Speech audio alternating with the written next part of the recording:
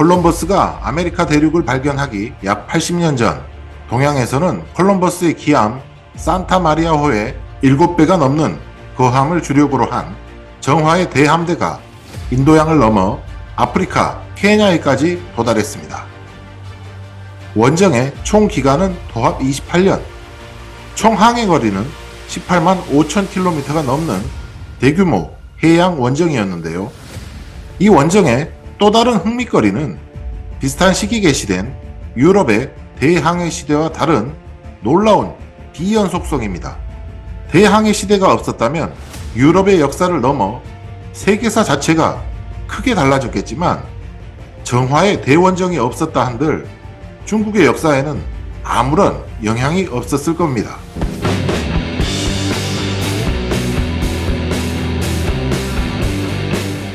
(1415년) 북경과 항주를 잇는 대운하의 최대 난코스였던 청강포 구간이 완공됩니다.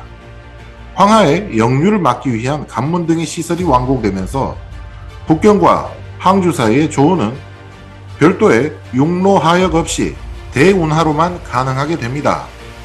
이로써 당시 황제였던 영락제는 마음 놓고 북경 천도를 추진할 수 있었습니다.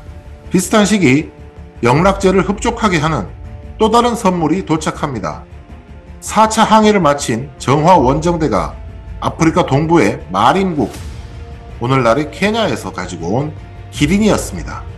정화의 선단이 인도를 넘어 최초로 아프리카에 진입한 것이 바로 이 4차 항해였는데요. 영락제는 당시 북평으로 불리던 북경에서 기린을 비롯해 당시 사람들은 천마라 표현한 얼룩말 등의 신기한 동물들을 맞았습니다. 상해 인근에 육아항에 상륙한 이들은 막 완전 개통을 마친 대운하를 통해 북경까지 운반되었습니다. 여러 동물 중 특히 기린의 도래는 상스러운 징조로 선전하기에 더없이 좋은 것이었습니다. 공교롭게도 당시 정화의 함대가 머물렀던 소말리아 지역에서 지라프는 기린이라고 불렸는데요. 이는 중국인들이 영물로 여겼던 상상의 동물 치린과 아주 흡사하게 들렸습니다. 한자로는 기린, 중국식 발음으로는 치린이라는 이 영물은 용의 머리, 사슴의 몸, 소의 꼬리, 말발굽과 갈기를 지니며 성인의 출현을 알리거나 성군의 시세에 상서로움을 표하기 위해 등장한다고 알려져 있었으니, 영락제 입장에서는 가뜩이나 취약한 정통성을 선전하는데 이보다 좋은 수단이 없었을 겁니다. 명태조 주원장의 넷째 아들이었던 영락제 주체는 지금의 북경을 근거지로 하는 연왕에 봉해졌지만, 형인 황태자가 일찌감치 죽은 상황에서 아버지 홍무제까지 죽고 조카인 건문제가 황제에 오르자 정난의 변이라는 대규모 군사 반란을 통해 명나라의 최초 수도였던 남경을 함락시키고 황제 자리를 찬탈했던, 우리나라로 치면 수양대군과 같은 인물입니다. 세조 역시 수많은 사람을 죽이고 조카의 왕위를 찬탈했지만 영락제는 그 클래스가 완전히 달랐습니다. 즉위 교서 쓰기를 거부하고 연적찬위, 즉 연나라 도적이 제위를 찬탈했다는 저주를 퍼부은 당대 최고의 문장가 방효유는 부족을 넘어 문인과 제자를 포함한 10족이 멸해졌습니다. 개전 초기 조정군의 사령관이었던 경병문은 주원장의 숙청에서 살아남은 몇 안되는 개국공신이었으나 용서 없이 죽였고, 황제군의 책사 철현의 경우 코와 귀를 자르고 구워 본인에게 먹이는 엽기적인 고통을 준 후 처형했습니다. 영락제의 잔인성은 그 아버지 주원장과 흡사했습니다. 쿠데타를 통한 찬탈과 살육은 영락제 치세 내내 어두운 그림자를 드리웠는데요. 내부의 비판을 외부로 돌리기 위해 영락제가 추진한 대규모 이벤트 중 하나가 바로 정화의 대원정이었습니다. 정화의 1차 원정단 규모는 무려 2만 7천여 명이었고, 나머지 항해에 동원된 선원과 병력도 유럽 대항해 시대의 선단과는 비교도 안되게 거대했을 겁니다.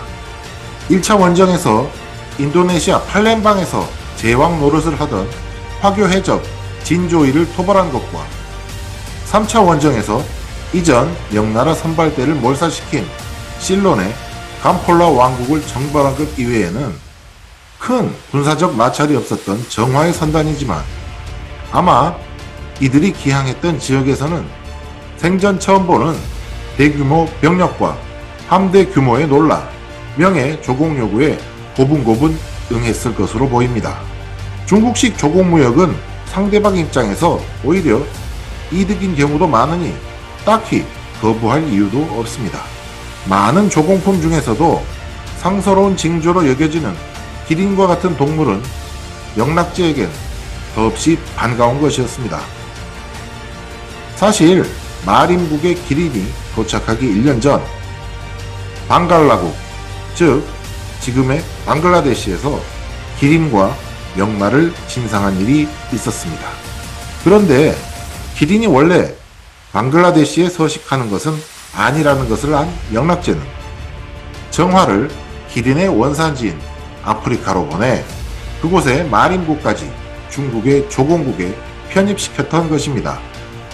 원래 건문제의 신하였다가 영락제에게 투항한 한림학사 김유자는 이때 성 기린부라는 글을 통해 군주가 지극한 덕을 갖고 성세의 다스림에 있으면 반드시 큰 징조가 있습니다.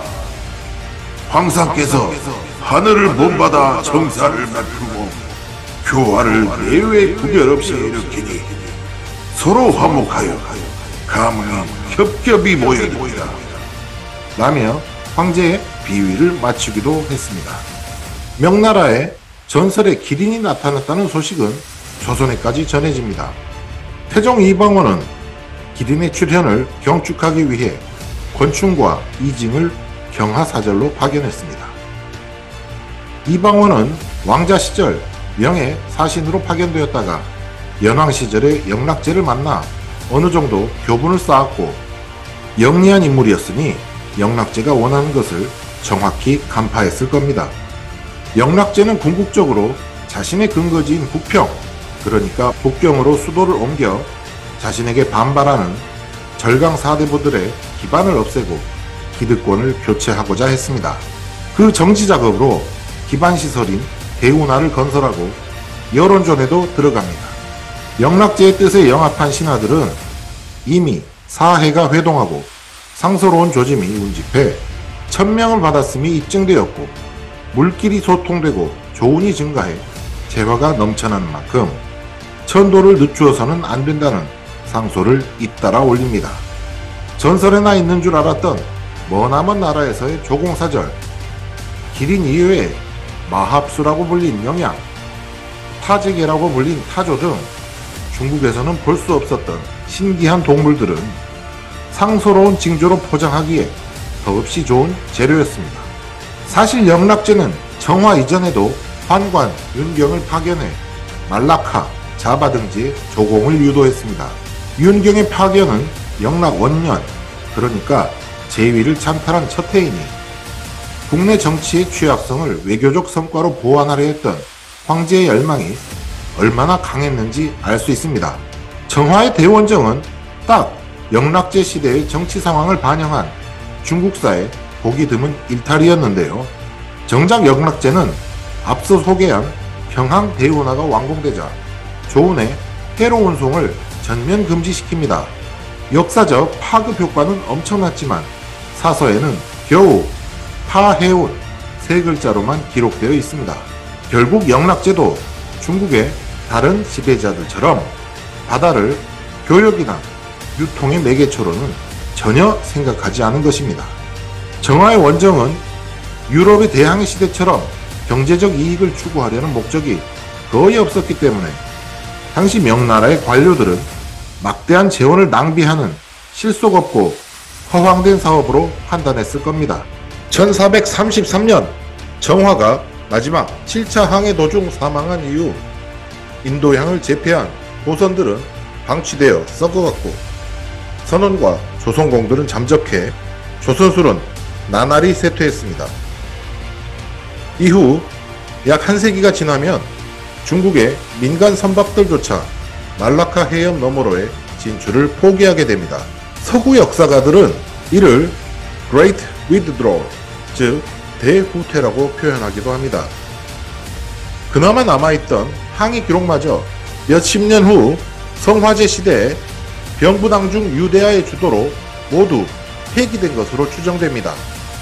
유대하는 관리 소홀을 문책하는 병부상서 항충에게 오히려 유해 문서가 남아있다고 해도 마땅히 훼손하여 그 근원을 뽑아버려야 하거늘 대감께서는 어찌 없는 것을 찾으십니까? 라고 반문했다고 합니다. 유대하는 정하 대원적의 기록에 교묘하고 간사스러운 내용이 많으니 이를 불태웠다고 하는데요. 정화의 대원정에 대한 전형적인 유교 지식인의 시각이 엿보이는 듯합니다. 청나라 말기까지 완전히 잊혀졌던 정화를 다시 주목한 것은 외세의 침탈과 내부 모순으로 위기에 빠진 중국을 걱정하던 20세기 초의 한족 지식인들이었습니다. 양계초는 정화의 성취가 당시 서양이 따라올 수 없었던 기백과 기상의 결과물이었다고 평했고, 중국 혁명의 아버지 순원 역시 64척의 거대한 선박이 28,000명의 선원을 싣고 남해로 항해한 것은 중국의 힘과 영광을 외국에 과시한 것은 전례 없는 엄청난 성취다 라며 중국의 영광을 재현하는 모티브로서의 의미를 부여하게 됩니다. 지난 2013년 시진핑이 최초로 언급한 중국의 국가대전략 1대1로 1대는 유럽까지 연결되는 일종의 육상 실크로드, 1로는 인도양을 돌아 유럽에 이르는 해상교통로입니다. 지도를 놓고 보면 해상교통로인 1로의 노선은 과거 정화가 항해했던 항로와 거의 비슷합니다. 정화가 죽은 지 50여 년 후 인도양에 도착해 갖은 약탈과 폭력을 일삼은 포르투갈 함대에 비하면 정화의 원정대는 무력 사용을 극도로 자제하며 해당 지역의 종교와 문화, 주권을 존중하는 당시 기준으로는 놀랍도록 신사적이고 선진적인 원정을 수행했습니다. 과연 21세기의 중국이 추구하는 1대1로는 어떤 모습으로 표출될까요? 여러분의 구독과 좋아요는 저에게 큰 힘이 됩니다. 감사합니다.